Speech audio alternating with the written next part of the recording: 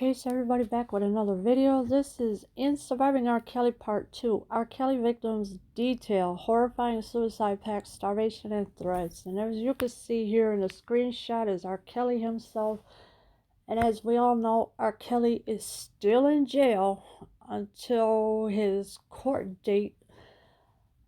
And you better believe I am going to be jumping on it tonight at 9 p.m. Eastern Time on Lifetime for Surviving R. Kelly Part 2.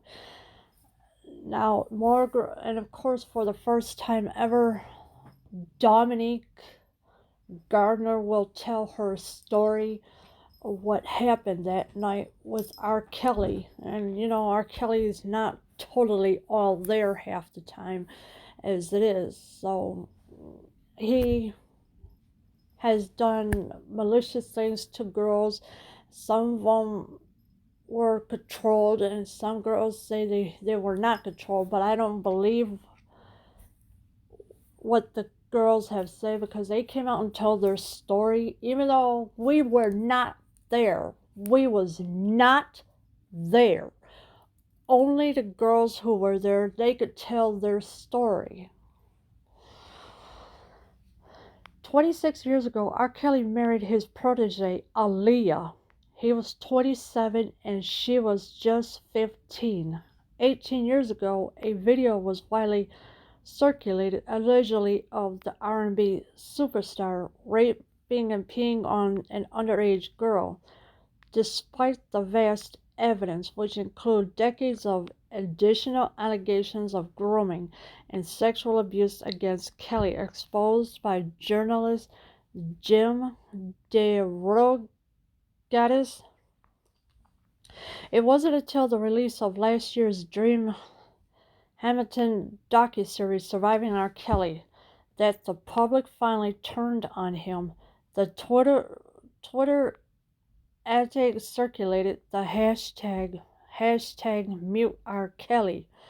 RCA dropped him, and in July, federal prosecutors indicted Kelly on 18 charges, chief among them kidnapping, child sexual exploration, and child pornography. So yeah, so 26 years ago, R. Kelly married 15-year-old Aaliyah, and he was 27 at the time. So Aaliyah's parents did not know that R. Kelly had married Aaliyah. The only thing they knew, they were friends. That was it. But when Aaliyah's parents found out about R. Kelly being married to Aaliyah, they immediately annulled the marriage because they did not want R. Kelly around their daughter Aaliyah. 18 years ago, a video was widely circulated, allegedly, of the R&B singer or superstar, raping and peeing on an underage girl. All right, so that video came circulating somewhere. Despite the vast evidence, which include decades of additional allegations of grooming and sexual abuse against Kelly, exposed by journalist Jim DeRogatis, it wasn't until the release of last year's Dream Hampton docuseries Surviving R. Kelly that the public finally turned on him. So the whole public turned on R. Kelly because of what he did to these girls. And of course, R. Kelly is a handler for these girls. He tells them what to do. He tells them what to say and what not to say. And these girls were afraid of him. They wanted to escape, but R. Kelly wouldn't let them go. And of course, Joycelyn Savage and Azriel Cleary, they were living with R. Kelly until they finally decided to leave his apartment in Chicago, the Trump Tower. Also, there was a hashtag circulating, hashtag mute R. Kelly. RCA dropped him because they didn't want nothing to do with R. Kelly no more. And in July, federal prosecutors indicted R. Kelly on 18 charges, chief among them kidnapping, child sexual exploration, and child pornography. So this was all the charges that were stacked up on R. Kelly, plus the new one that he had gotten recently, the bribery. Now that was the most newest charges ever, so that's added on to the other charges that R. Kelly has. Exactly 1 year and one truly insane does stuff with Gayle King. Later in Lifetime has returned with a follow-up special about the depths of Kelly's alleged crimes. How he is said to have intimidated his victims and the two young women currently caught in his spell. The new 5-hour program, Surviving R. Kelly Part 2, The Reckoning, is set to air over 3 consecutive nights starting January 2nd. So tonight is the premiere of R. Kelly, or Surviving R. Kelly, The Reckoning. And of course, you know, there's going to be girls coming out speaking, they're telling their stories, including Dominique Garner. She is the new one that is going to come out and tell her story. She kept it quiet this whole time, and because she was afraid to say anything. But now that she finally told her story of what happened with him, happened that night with him, and this is going to be very interesting, and believe me, I will be watching it, and just hear their stories, because, you know, I feel sorry for these girls. They had to go through all this mess with R. Kelly, and of course, you know, the parents. I know you might think, oh, the parents were paid this and that. No, you don't know nothing about what happened, okay? You was not there, so you don't know what happened. Was you there? No. One of the most eye-opening revelations in Part 2 is Kelly's alleged intimidation of his accusers. For example, on the night of December 4th, 2019, shortly after Surviving R. Kelly's New York premiere was shut down due to a phoned-in threat, Kelly accuser Faith Rogers says she was approached by a woman claiming to be an employee of Kelly's. Rogers, who'd already been on the receiving end of threats from Kelly's camp that they'd leak nude images of her, sat down with the lady at Applebee's and told her to get lost. Moments later, she had a violent seizure and ended up in the hospital. Yeah, so the lady who was allegedly threatened, she had a seizure and ended up in the hospital because of a claiming employee to be of Kelly's, R. Kelly's. Rogers, who's already been on the receiving end of threats from Kelly's camp that they leaked nude images of this woman, of Rogers.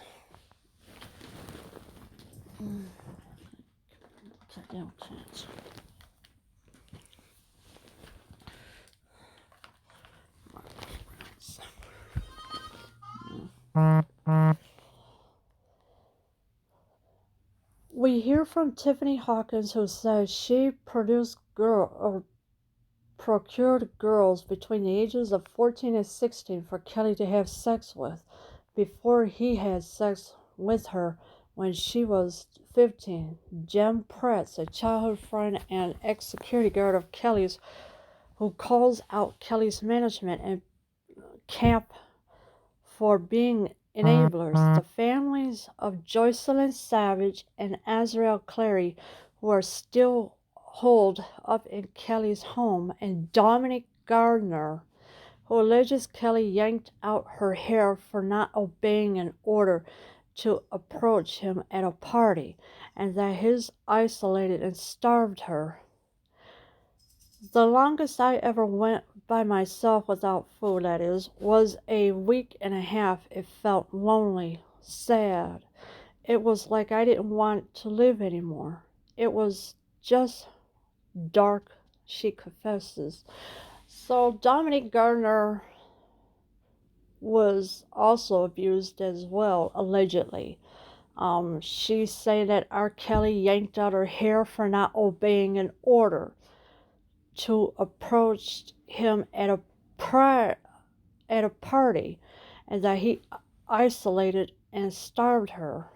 She also said the longest I went by myself without food was a week and a half.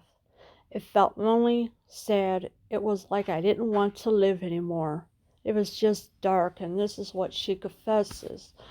So, I mean, these girls, I'm glad they're coming out with their stories. I am so proud of them to tell their stories of what R. Kelly has done, even though R. Kelly has denied any allegations that was going on. But, and these girls do deserve to have their story told. Perhaps the most disturbing testimonial comes from Gerhonda Pace, who was allegedly abused by Kelly for a number of years. He would just look for the one who's kind of off to the side, not mingling too much, and he would go grab that person, and it was usually the youngest one in the room. She said, it was a different side of him I'd seen. I didn't expect him to be this monster. I didn't expect him to be so evil. So there was another girl. It was named Gerhonda Pace, who was allegedly abused by Kelly as well. And this was going on for a number of years. He would just look for the one who's kind of off to the side, in other words, by themselves, and not mingling with anybody.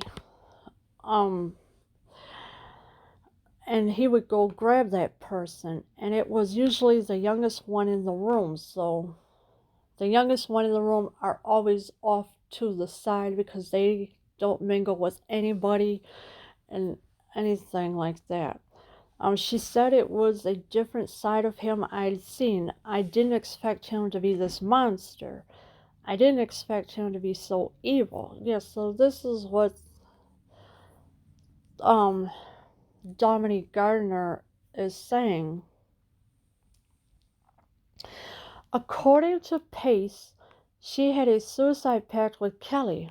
With Rob, I was part of a suicide pact with him, and if anything was to happen to him, if he was to go to jail or someone was to harm him, I was supposed to kill myself, she said, tears streaming down her face. So, according to Pace, allegedly, she had a suicide pact with R. Kelly, allegedly. With Rob, she was part of the suicide pact with him, allegedly. And if anything was to happen to him, if he was to go to jail or someone was to harm him, I was supposed to kill myself. And this is what she said, allegedly. Tears streaming down her face, of course. When the suicide pact came about, Rob and I was in the mirror room, and he told me if I was everything to him, like I say he is, then there would be no life worth living. He said, if something happened to me, I want you to take these pills. First of all, suicide is not a good way to go. No, it's not. It's wrong. God does not like somebody to harm themselves at all. But with this woman, Pace, she had made that pact allegedly, but I doubt very much she would ever do that to herself, because I don't think she would do that to herself. And also Rob and Pace, they met in the mirror room, And he told me if I was everything to him like I say he is, then there would be no life worth living. He also said if something happens to me, I want you to take these pills. So what kind of pills are we talking about here? Now this is something to think about. What kind of pills could she have had for Rob to take? It could be any kind of pills. Who knows what it is? When I was with him, I was really ready to take my own life because Rob was everything to me. Rob was my life, she added. Alright, so she said she told Rob that she was ready to take her own life. And like I said, I doubt very much she will ever do that because it's not going to happen. Because Rob was everything to me. Rob was my life, she added. So R. Kelly was her whole life. No, wrong. R. Kelly is not supposed to be around young girls under the age of 18 or 17 because that's considered sexual abuse right there. I can't even say the other word I want to say, but you know what I mean. While the show features the indicted cable news obsessed attorney Michael Avenatti, who represented the families of R. Kelly victims, Part 2 also calls out comics like Dave Chappelle and Aziz Ansari for turning Kelly's disgusting behavior into comedy fodder and grapples with the question of whether we should separate the art from the artist and indeed #mute R. Kelly. So there were comedians that were making fun of R. Kelly, and also Michael Avenatti. He was the attorney for the families. Although Michael Avenatti is in a lot of trouble himself with all these alleged charges that he got, and of course Michael Avenatti was going to expose Nike, but this ain't about him right now. This is about R. Kelly. The thing that's different about R. Kelly is he's actively doing this stuff, and so the idea of people supporting him and playing his music gives him revenue. And the more revenue he has, the more resources he has, argues #MeToo founder Tarana Burke. He puts those resources into doing the things he's doing to these girls. In other words, we're all conflict. And so R. Kelly is actively doing this stuff, and so the idea of people supporting him. Now, all the people that support him, I would just leave him in a hurry. I would say, bye, I'm not supporting R. Kelly no more. They're playing his music, gives him revenue, and the more revenue he has, the more resources he has. And this is argued by the #MeToo founder Tarana Burke. She is the founder of the Me Too movement. And of course, you know, nobody wants to be around R. Kelly. RCA dropped him, Sony dropped him because he owed money to Sony Music. And of course, he's doing these to the girls, so all these music that he's getting revenue from, whenever they play his music, he's getting the revenues for them. But eventually, sooner or later, I don't know, I think his music might be taken off radios or something. I don't know. I can't say for sure, so that'll be up to them whether or not. But like I said, we were not there. So we don't know what happened when R. Kelly was with all these girls. Leave your comments below. I'm out.